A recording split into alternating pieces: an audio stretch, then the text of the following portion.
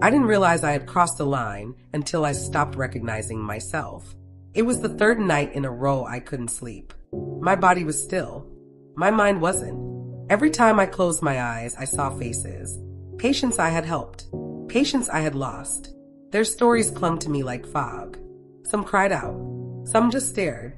All of them lived inside me like ghosts. The moment that broke me wasn't dramatic. I was simply in clinic, staring blankly at a patient, unable to remember their name. Not because I was forgetful, but because I was somewhere else. Numb.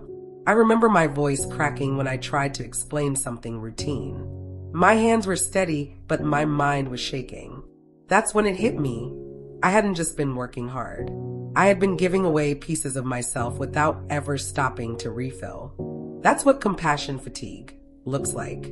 No one teaches you about it in medical school. You learn anatomy, pathology, pharmacology, but you don't learn how to separate your empathy from your identity.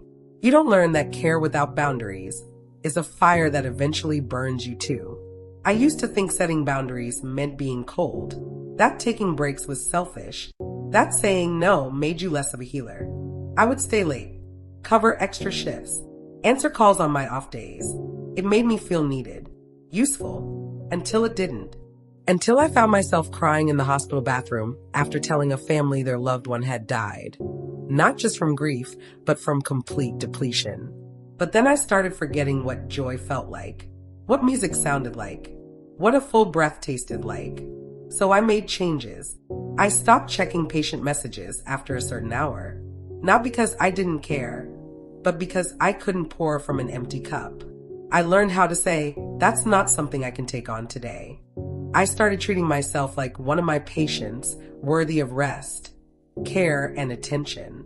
And slowly, I began to return to myself.